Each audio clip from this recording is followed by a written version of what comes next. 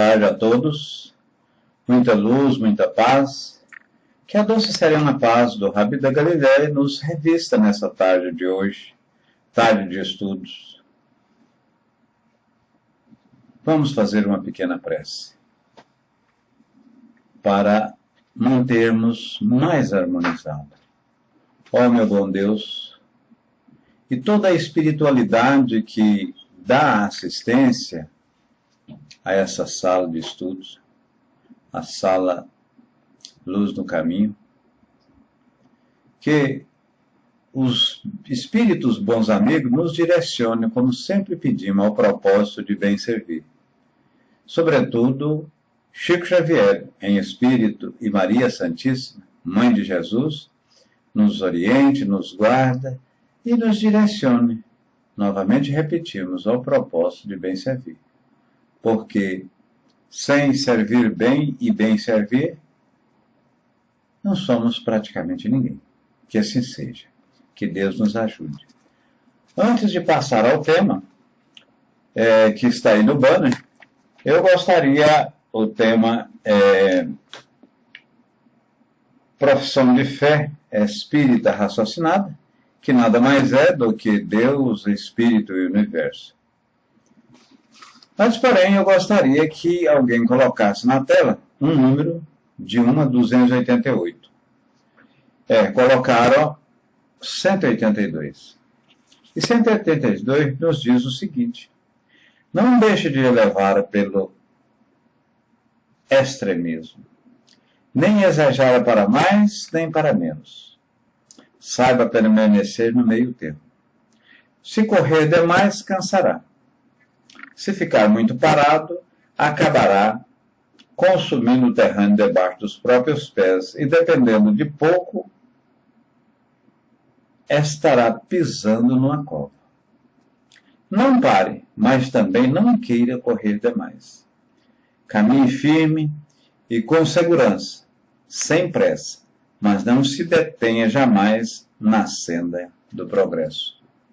Porque, na verdade, meus irmãos, nós estamos aqui, e já foi dito e dito por vários autores, não estamos tirando férias, não estamos aqui para turismo. Estamos, sem dúvida alguma, para trabalhar, para fazer o bem, para, sobretudo, evoluir. Trabalhar, irmão X? Sim, trabalhar. Porque o trabalho é dignificante. Vimos aqui que quem fica parado pode fazer um buraco e, inclusive, atolar-se. Então, você não deve correr demais, mas não pode ficar parado. Olhe os extremos. Os extremos é perigoso, caminhe pelo centro. Não seja de direita nem de esquerda, mas de centro. Isso não estamos falando em termos políticos. De política, eu diria. Porque quando você pega um barco, pega um navio e navega no mesmo, você não pode ir pelas margens. Você tem que ir por centro. Se você vai pela margem direita, você bate num toco, você bate algum obstáculo, ou muitas vezes pode ficar encalhado. Pela margem esquerda já tem bastante pedras, tem obstáculos, então o correto é você caminhar pelo meio. Caminhar pelo meio. Porque encaminhando pelo meio, você está correto, nem tanto ao lado A, nem tanto ao lado B. São os extremos. A evolução, meus irmãos, se você dá um passo nesse processo reencarnatório atual, é significativo. Por que é significativo? Porque, na verdade, nós temos a vida eterna. Nós não fomos eternos, nós somos infinitos. Porque o eterno não tem começo e não tem fim. E Deus criou o espírito. Criou o espírito. Mas o mesmo não morrerá, não tem fim.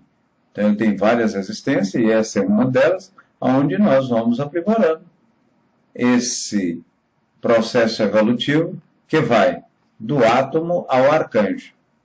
Ou seja, o arcanjo, o anjo, o assessor direto de Deus, já foi um átomo. Então, essa matéria, esse computador, essa mesa, esse copo, ele é constituído de átomos, ele é uma matéria e, por consequência, está em processo de evolução. Muito bem, meus irmãos. Então, o tema nosso aí em cima, como vocês estão vendo, é profissão de fé espírita raciocinada. E o que é isso? Kardec, ele disse no Evangelho, que fé é aquela que pode encontrar a razão em qualquer época da história. E não sente vergonha, não tem que olhar de cabeça para baixo, é raciocinada. A gente fala que o espírita não acredita em Deus. Eu não acredito em Deus. Para aí, irmão X, você não acredita em Deus? Não, eu creio, eu tenho certeza que ele existe. Então, acreditar é um crer. E o Espiritismo é uma fé raciocinada. Deus é uma inteligência suprema, né? Criador de todas as outras inteligências. Então, há um Deus, inteligência suprema, causa primária, e a própria ciência acadêmica prova a existência de Deus. Por quê? Porque essa mesma ciência diz que todo efeito, tudo que ocorre na natureza, tem uma causa específica, uma causa primária, uma causa vestibular, eu diria uma causa primeira. Ora, se aquilo ou aquele efeito ou a causa não foi proveniente do homem, então, com certeza, de outra pessoa, de outro ser ou de outra inteligência. Se um pássaro numa floresta é abatido por um tiro e a gente não vê o atirador, a gente depreende que este atirador é um exímio profissional, pois abater um pássaro pequeno e voando é uma coisa extraordinária. Assim é o seguinte, um efeito que não há uma explicação plausível, lógica, aquilo vem de Deus. Mas espera aí, irmão X, você está falando em efeito, tudo, dá um exemplo aí. Eu diria uma rosa nascendo no pântano, uma cachoeira, um bosque, né? Uma árvore esplendorosa, tudo isso aí são efeitos de uma causa precedente. E essa causa é Deus. Essa causa é Deus. Relativamente a Deus, ideia diretora de uma combinação, uma previdência, uma solicitude que ultrapassa todas as combinações humanas. A causa é, pois, soberanamente inteligente. Então, se tem um efeito inteligente, necessariamente há também, pela mesma forma, uma causa inteligente. Quando Kardec estudava os efeitos denominados à época a fenomenologia espírita, e ele, de uma certa forma, foi convidado por vários amigos, e ele, como um magnetista, ele disse o seguinte, olha, o magnetismo, a força magnética, pode naturalmente provocar essas movimentações de objetos. Quando eu estou aqui, você e várias pessoas no mesmo ambiente, se colocarmos, digamos, uma folha e pensarmos efetivamente, fizermos força, essa folha pode mover-se via espírito ou via força magnética mesmo. Então, isso é possível. Em determinada época, chegou para Kardec e disse, olha, além de mover, está respondendo questões, está pensando, está tendo respostas inteligentes. E Kardec ainda continua duvidando. Mesa não tem cérebro, não tem para pensar, não tem nervos. Então eu só acredito vendo. E ele foi. E percebeu, através dos seus estudos, que ali havia realmente uma força inteligente. E foi o próprio espírito, quando Kardec indagou, quem está aí? Espíritos. E que são espíritos? Aí eles mesmos disseram, são vossas almas quando encarnados. Então, ou seja, a alma do décio, quando ele desencarnar, passará a ser espírito. Né? A alma do irmão X passará a ser espírito. Deus é eterno. Se tivesse tido começo, alguma coisa o teria criado. Ora, eu sou um espírito criado simples e ignorante, no que refere à ignorância, no que refere ao saber, ao conhecimento. Então eu fui criado, tem alguém superior, e quem me criou em espírito foi Deus. Ele é eterno. Se tivesse alguém antes dele, teria criado, e se tivesse criado, com certeza seria superior. É imutável. Não pode mudar. A matéria, a própria matéria, evolutivamente, ela muda. Pois na questão 540, quando Kardec, do Livro dos Espíritos, quando Kardec conversa com a espiritualidade relativamente à evolução, a mesma diz, tudo segue um processo natural de evolução. Tudo segue um processo natural de evolução. Como dissemos, o espírito também evolui, ele estagiou na matéria, passou pelo reino vegetal, animal, recebeu o selo de inteligência nominal e está aí, caminhando. E muitos já estão no reino angelical. E vai, por aí afora vai. Por aí afora vai a evolução. Até chegar, onde sabemos, nos anjos, nos arcanjos, que lá responde, certa feita foi um ato. Então, tudo caminha para o todo e para a perfeição. Esse, na verdade, é nosso destino, se é que podemos assim falar, em destino. É imaterial. Material não é matéria. Porque a matéria sofre evolução, conforme dissemos. Então, é imaterial. Deus não é matéria. Aliás, na questão 27 do Livro dos Espíritos, questiona o seguinte, o que é o universo? Ou de que o mesmo é constituído? Espírito, matéria e Deus acima de tudo. Essas três coisas. Tudo que existe no universo, ou é espírito, matéria e acima de tudo Deus. Espírito não é propriamente matéria, mas revestido da mesma, que é o perispírito, e o perispírito vem do fluido universal. Deus não é nem matéria, nem espírito, é alguma coisa muito mais sutil. E a matéria, que é esse corpo, que é essa mesa, que é esse copo, etc., né, que sofre mutações, que sofre evolução. Ele é único. Pela mesma forma, se houvesse mais de um, significa que, um teria mais poder que o outro. E se não fosse único, aquele que tivesse mais poder seria o Deus, seria o Rofe, né? Seria o arquiteto do universo, seria esses deuses que falávamos há uns 8 minutos atrás. Ele é onipotente. Onipotente é todo-poderoso, né? Por quê? Porque ele é único, ele que criou tudo.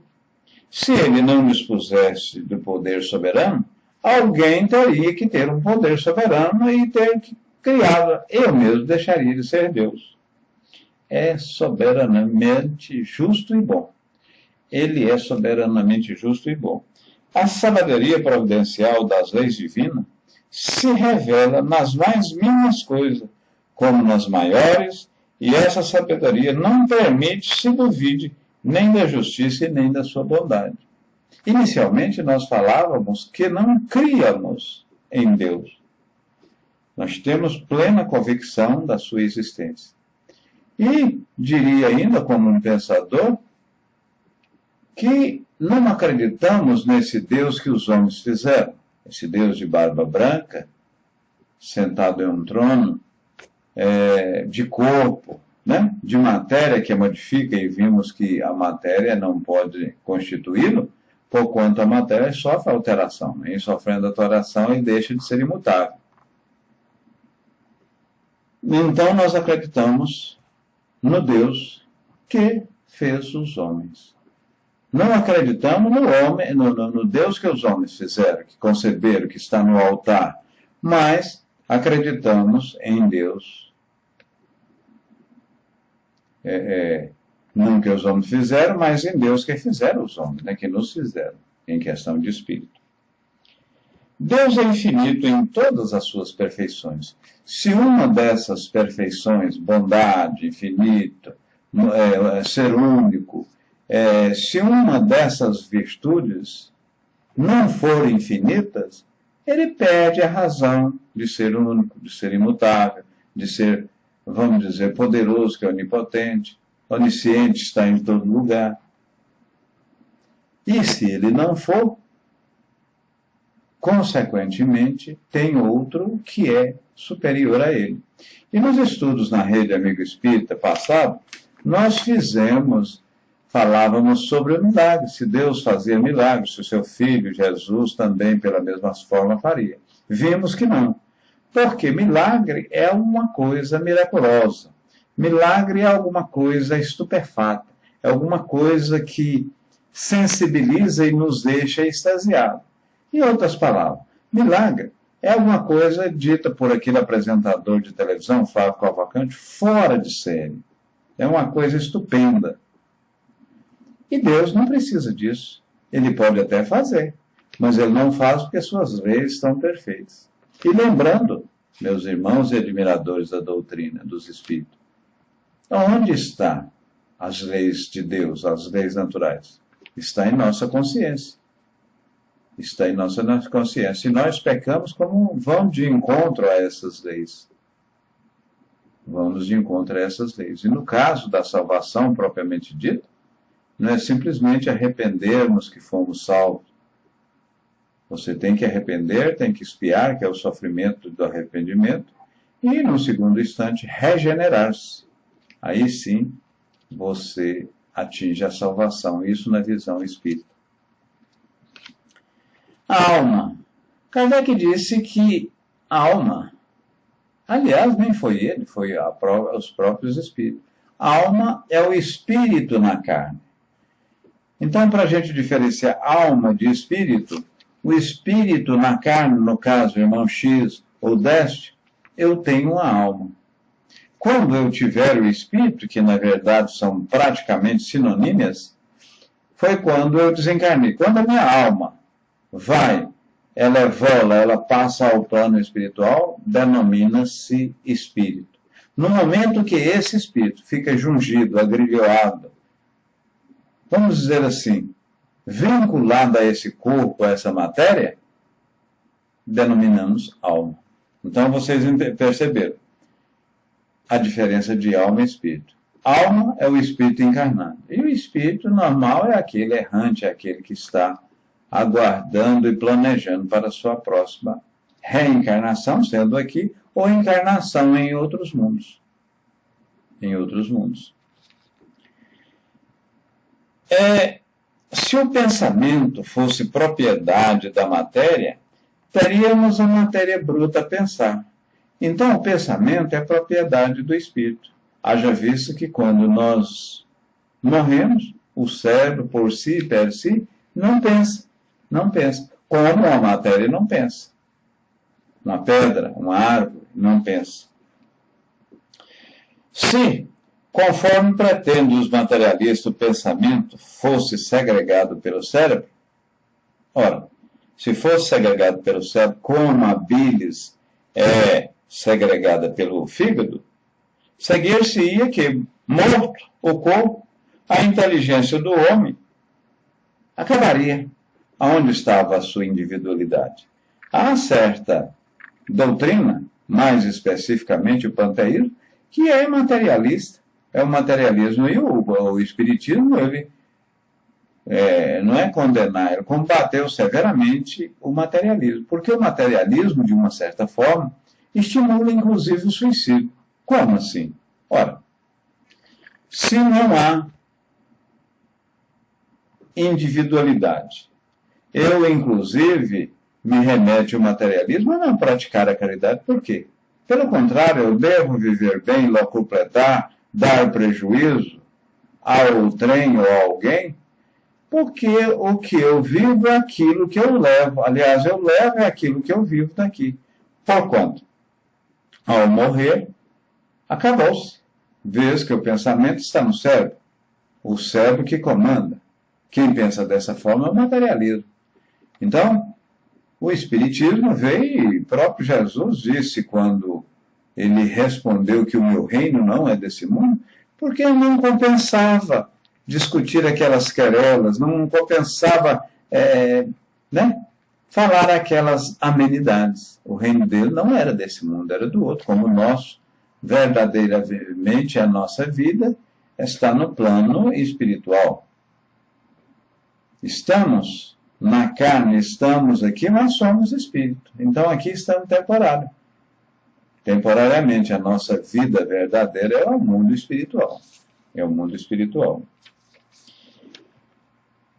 Que entre o imbecil e o sábio apenas haveria diferença de mais ou menos substância cerebral. Isso quem fala seria essas doutrinas materialistas. Só substancialmente, materialismo propriamente dito. Né? Que o cérebro de um mentecato, de uma pessoa com problemas neuronais, etc. E o outro é questão, você já pensou, no caso de uma criança que já nasce, igual Beethoven, com 3 anos, Mozart também, com 3 anos, 4 anos, já estava compondo, crianças diferenciadas. Você em sua família tem, ou se não tem na sua família, você conhece a do vizinho, normalmente tem uma criança que tem um desprendimento e tem um comportamento muito superior em termos de raciocínio, relativamente aos demais. O que é isso? São aprendizagens guardadas. Então, quando morremos, há individualidade. Por isso que o espírito não. Uma simples dor de cabeça, uma dívida ou algum desconforto, o que eu vou fazer aqui? Eu tomo logo uma soda cáustica, dou um tiro, promovo uma forma de suicídio, de extermínio de vida que me causa menos dor, né? Porque eu estaria ganhando. Vez que amanhã ou depois eu vou morrer, e o morrer é o nada. A doutrina materialista é, pois, a sanção do egoísmo, origem de todos os vícios e negação da caridade, origem de todas as virtudes e base da ordem social, e seria ainda a justificação do suicídio. Então, o materialismo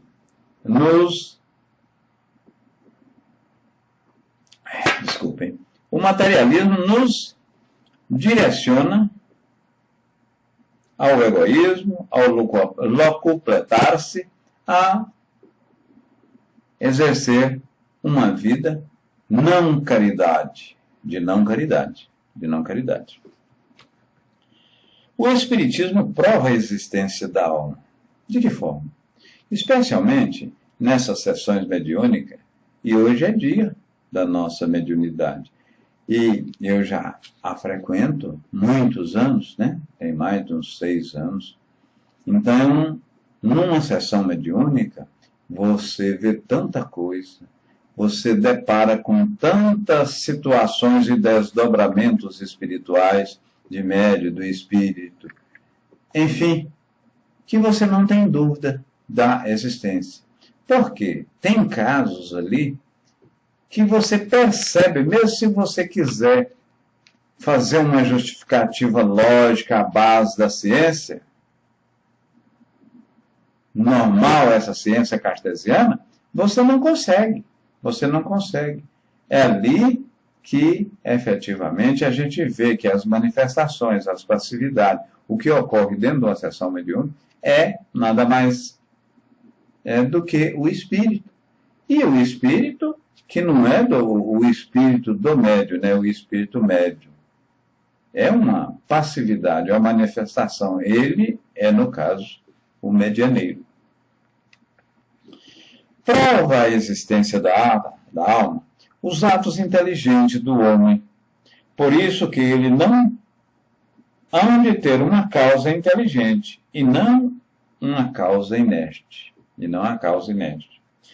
Que ela independe da matéria está demonstrando ou demonstrado de modo patente, pelos fenômenos espírita, que mostram agindo por si mesma e está, sobretudo pelo seu insulamento durante a vida, o que lhe permite manifestar-se, pensar, agir, sem o corpo. Então há inteligência agindo sem necessariamente estar no corpo, ou seja, estar encarnado. A alma do homem sobrevive ao corpo e conserva a sua individualidade após a morte deste. E essa individualidade, normalmente, quem é responsável pela mesma é o perispírito, é o que envolve o espírito, né? É o perispírito. Se a alma não sobrevivesse ao corpo, o homem só teria a perspectiva do nada. Do mesmo modo que, se a faculdade de pensar fosse produto da matéria, se não conservasse a sua individualidade, isto é, se dissolvesse no reservatório comum, como muitas religiões, como dissemos, o próprio panteísmo. Ele advoga de que, quando morremos, a alma, como é parte de Deus que em nós habitava, volta para o todo universal e constituirá Deus propriamente dito. Ora, então é como você pegar uma gota de água e retornar ao oceano. Tira a individualidade.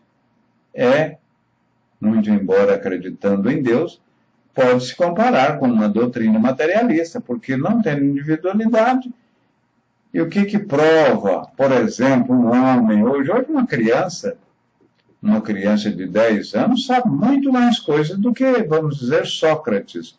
Na contextualização geral, não estou falando de filosofia, maneira de pensar, de focar, né? Mas no geral sabe. Por quê? Já viveu bastante. Teve N experiências. A sobrevivência desta após o morte, então, prova a maneira irrecusável, até certo ponto palpável, pelas comunicações espíritas. É o que falávamos há pouco relativamente o que a ciência espírita mostra, mais no tocante à parte mediúnica. A alma do homem é ditosa e desgraçada depois da morte, conforme haja feito bem ou mal durante a vida. Em admitindo um Deus soberanamente justo e bom, não se pode admitir que as almas tenham todas a mesma sorte.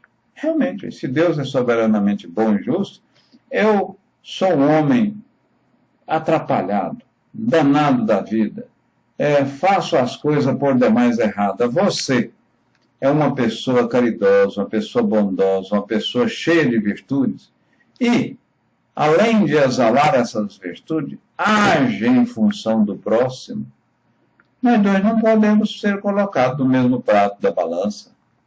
Eu, necessariamente, terei que espiar mais, uma vez que você evoluiu. Ora, alguma doutrina, inclusive, que advoga os ensinamentos de Jesus, dita cristiânica, né?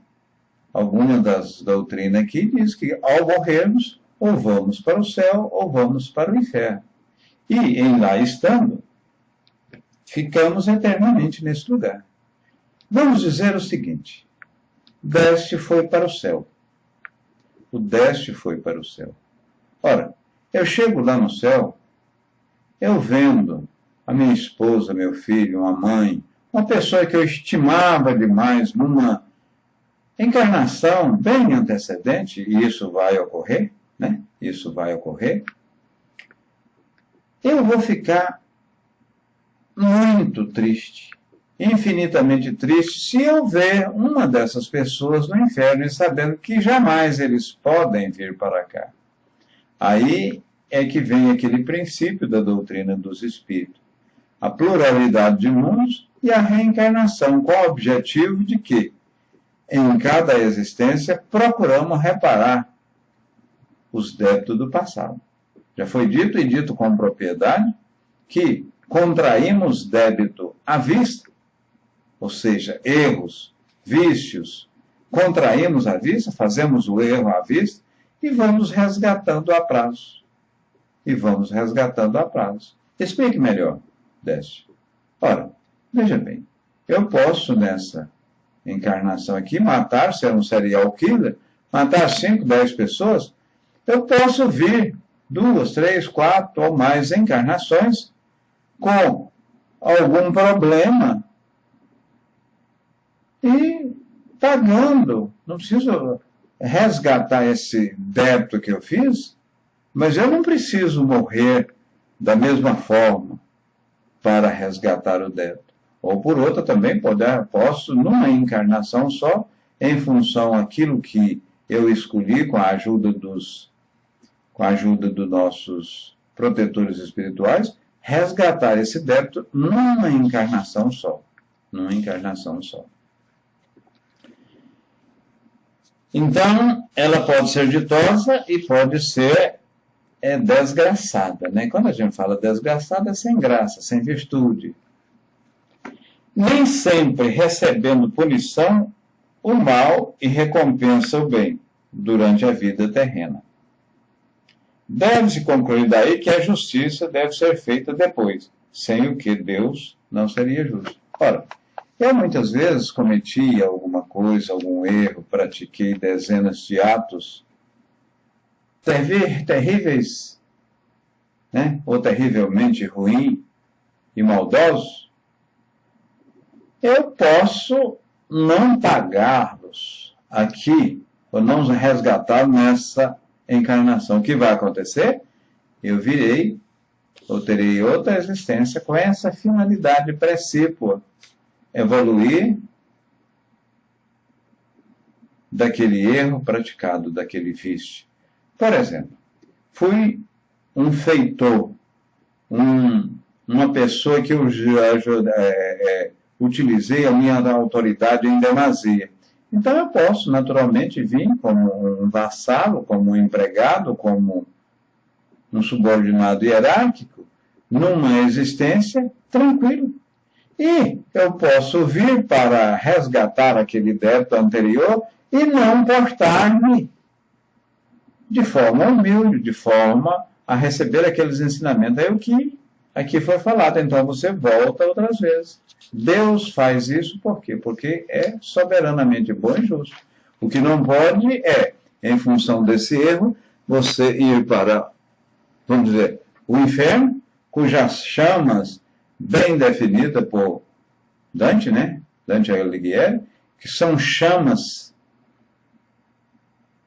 ou caldeiras que queimam, mas não acabam, né? Não acabam as matérias ali colocadas. Queima o corpo, mas o mesmo não acaba. Então, o sofrimento, isso aí para caracterizar um sofrimento mais drástico, um sofrimento mais exasperante.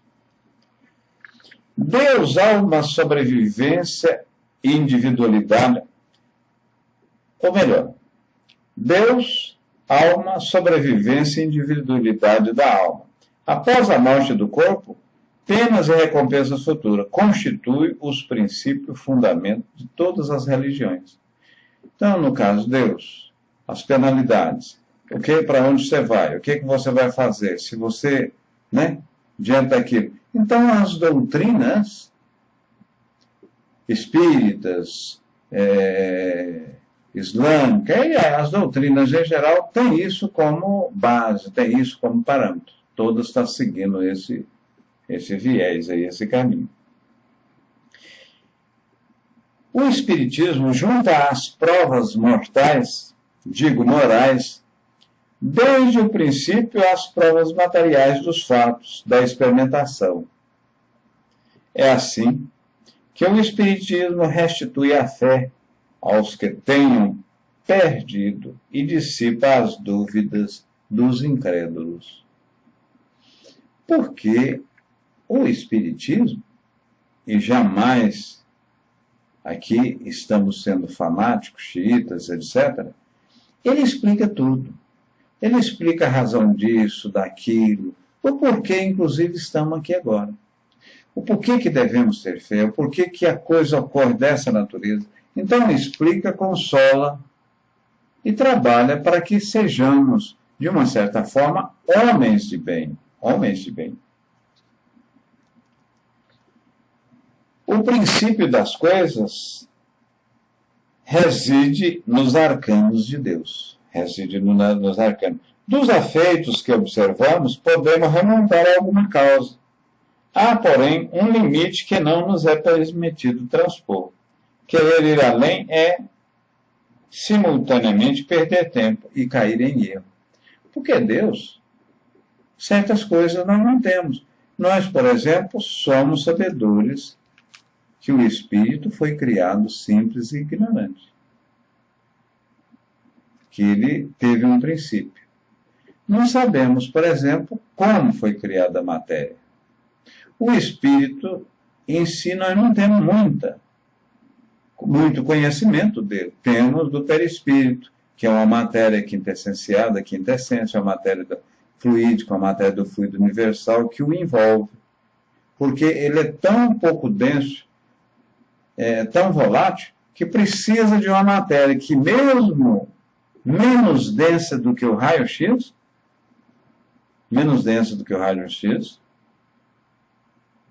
mas é muito grosseira para o espírito. Por que isso? Ele reveste o espírito para que o mesmo inteligencie a matéria e não sofra um choque muito grande com a mesma. Os mundos materiais tiveram começo e não terão fim.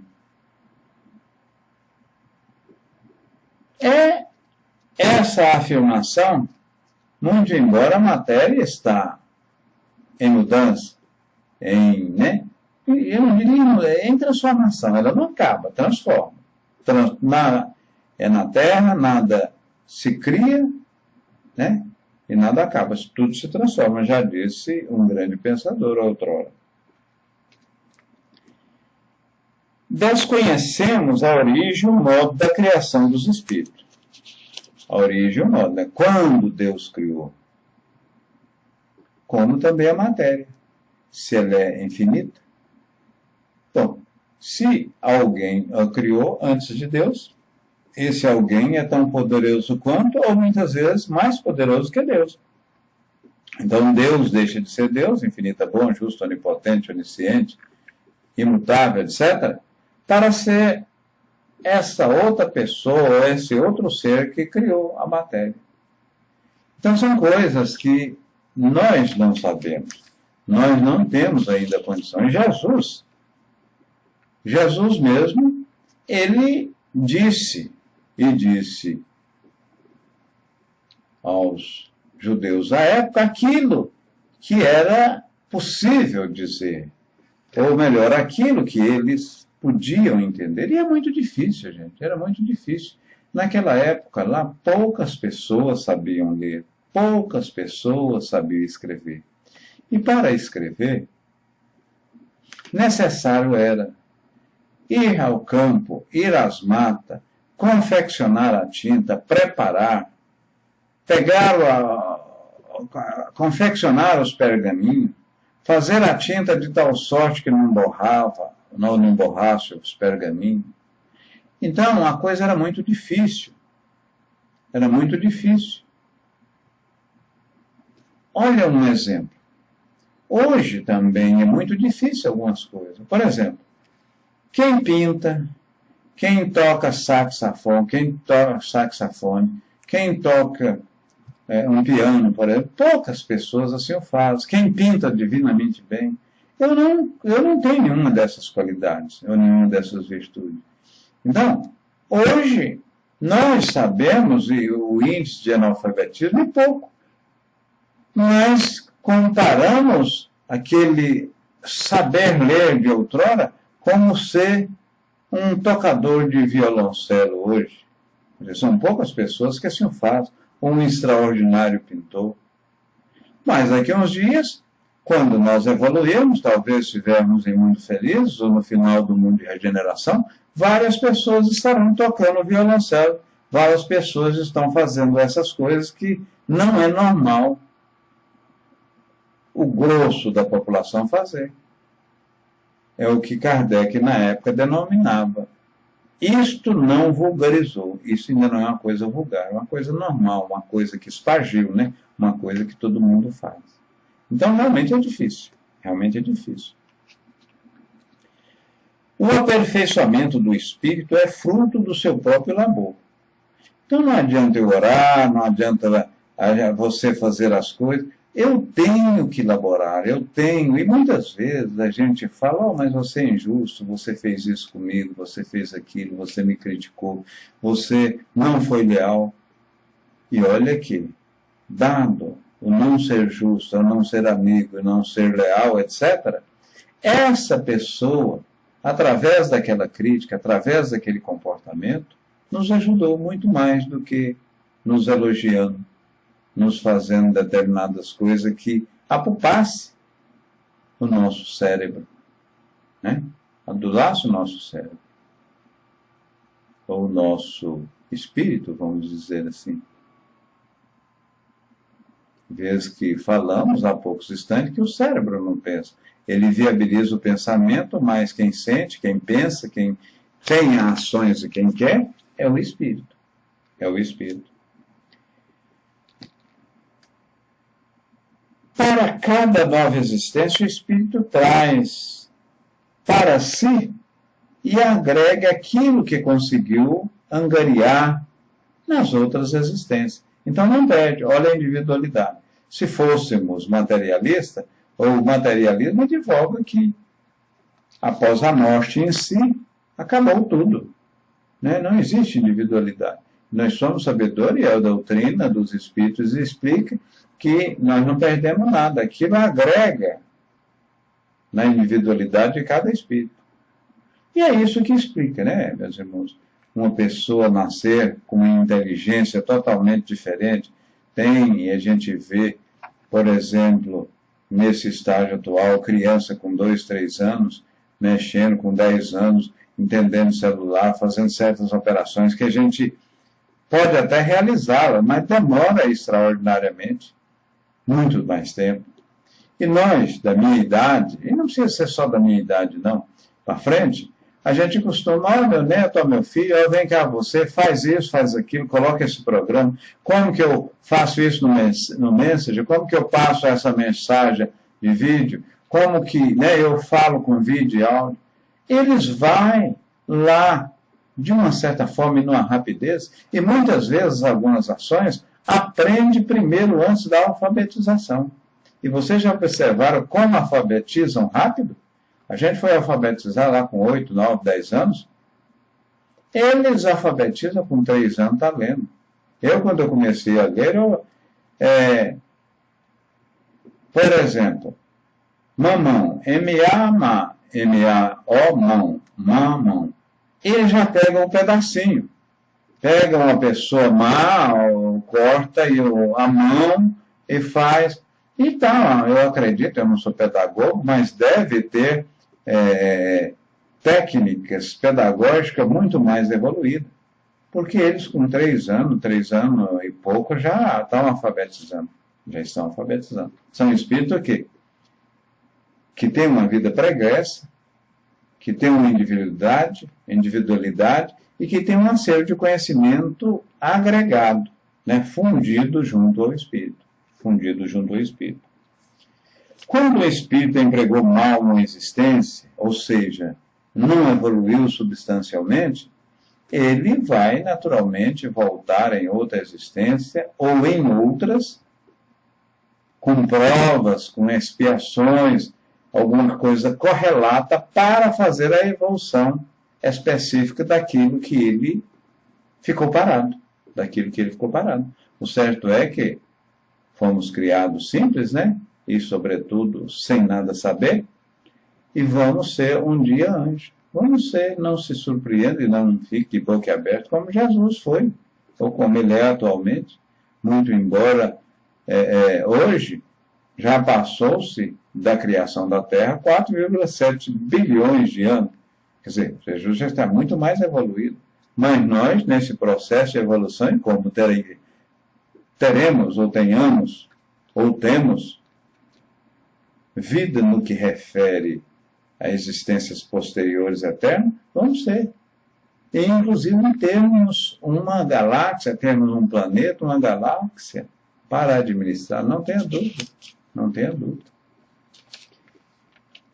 É indeterminado o número de existências. Então, não é fixo a existência do espírito.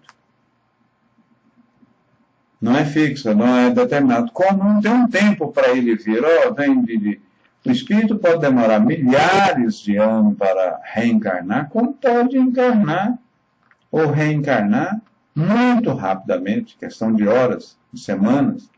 Outros pode vir com milhares e milhares de anos, ou de milhares ou milhares de séculos. Então, o certo é que vem, tem as suas provas, as missões, a expiação, com um único objetivo. O objetivo é evoluir, porque, como dissemos, seremos ainda espíritos puros, espíritos perfeitos, e como tal, assessores de Deus. Assessores de Deus. No intervalo das existências corpóreas, o espírito, ele é errante. Errante não é no sentido de errar, é de andar, de errar, né? De estar aguardando. E ele, nesse período, começa a planejar a sua nova reencarnação, a evolução no mundo espiritual. Mas precisa se encarnar, precisa vir no mundo material para colocar em prática aquilo que idealizou, aquilo que ele idealizou. E muitas vezes ele não tem condição de idealizar sozinho, ou melhor, não tem condição de planejar só. O seu anjo protetor, o seu guia, ou seu espírito guardião, ajuda a fazer esse planejamento. Ajuda a fazer esse planejamento.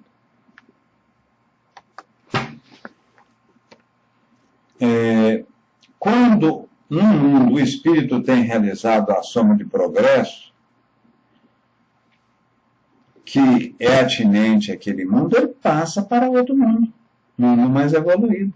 E nesse aspecto, Kardec até, em termos didáticos, e para a melhor compreensão nossa, dividiu em 5 mundos. Os mundos primitivos, onde impera praticamente os desejos maiores, né? De fome, de sexo. Vem, posteriormente, o nosso mundo, que é de prova e expiação. Veja que nós estamos muito mais próximos da base do que no topo.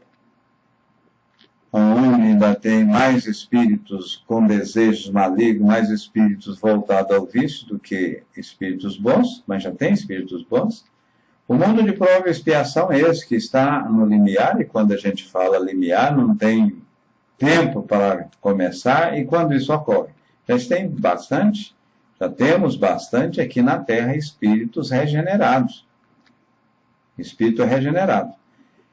Quando o número de espírito direcionado ao bem for um pouquinho maior ou igual ao número dos espíritos malignos direcionado ao vício, aí o mundo é regenerado.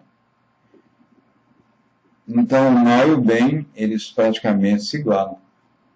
Já os mundos felizes, há, sem dúvida alguma, prevalência dos espíritos na prática do bem. Existem ainda espíritos que fazem o mal, contudo, são minoria.